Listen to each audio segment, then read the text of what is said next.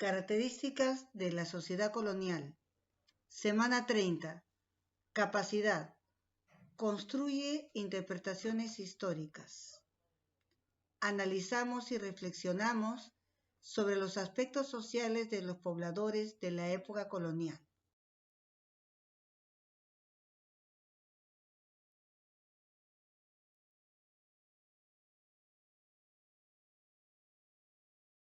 Los españoles ocupaban el estrato más alto de la pirámide social. En este grupo minoritario, los más privilegiados eran los encomenderos, hacendados, comerciantes, mineros y funcionarios civiles y eclesiásticos, así como los nobles que llegaban con los virreyes. Los allegados a esas autoridades eran los principales candidatos a recibir pacíficos, poco laboriosos y muy lucrativos trabajos, y eran llamados paniaguados. No obstante, la mayoría de los españoles que venían al Perú eran de extracción popular, que buscaban nuevas oportunidades en las tierras conquistadas y no necesariamente personas con fortuna o recursos. Un rasgo singular que se produjo después de la conquista fue la distinción que se comenzó a hacer entre los españoles venidos de Europa, chapetones, y a los hijos de españoles nacidos en América, a quienes se les llamaba criollos. Los españoles conformaban la República de Españoles o Blancos.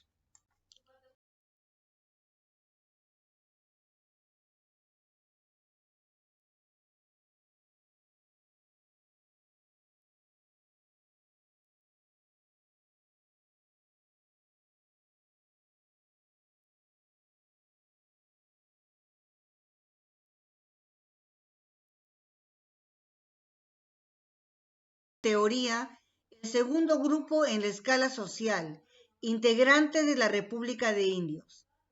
Ellos eran reconocidos como vasallos y tributarios de la corona.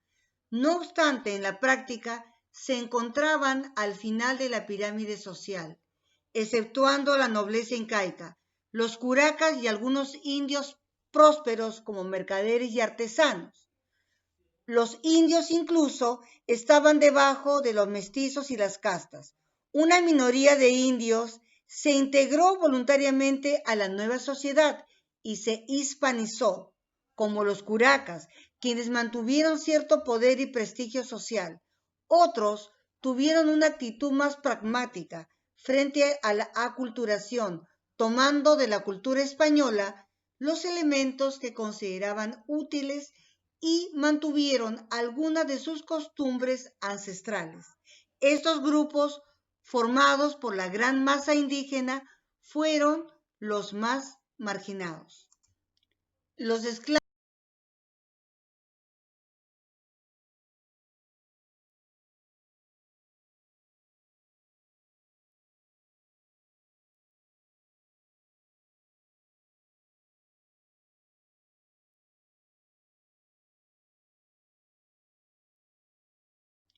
Los esclavos de origen africano. La población negra llegó al Perú por la necesidad de mano de obra ante el descenso demográfico de la población indígena. Se les consideraba bienes, objetos, por lo que se les podía comprar o vender, alquilar, depositar o regalar. A los esclavos negros los trajeron los negreros portugueses, holandeses, franceses e ingleses en condiciones infrahumanas. Fueron numerosos en Saña, Chancay, Lima, Cañete, Chincha, Pisco, Ica y Nazca. Muchos esclavos tuvieron relación estrecha con sus amos, manumisos o libertos. Otros fueron rebeldes o escapaban continuamente y eran conocidos como cimarrones. Estos vivían en comunidades llamadas palenques.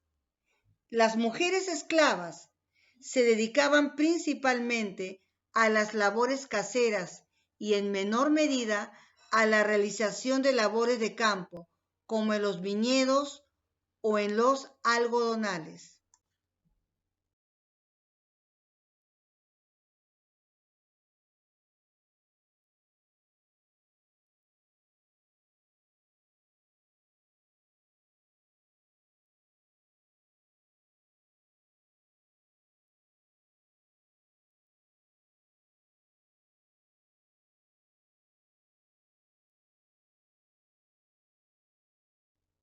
La cultura afroperuana.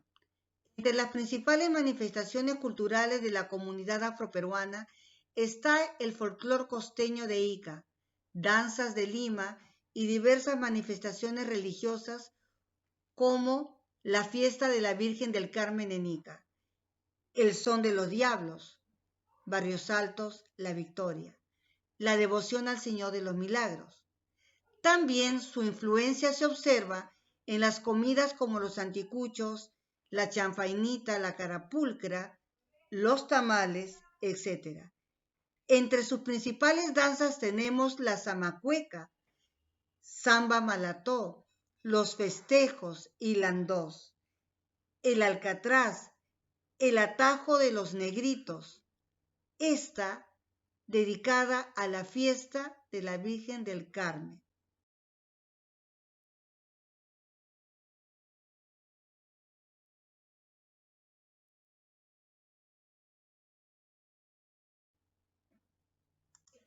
La formación de la élite criolla.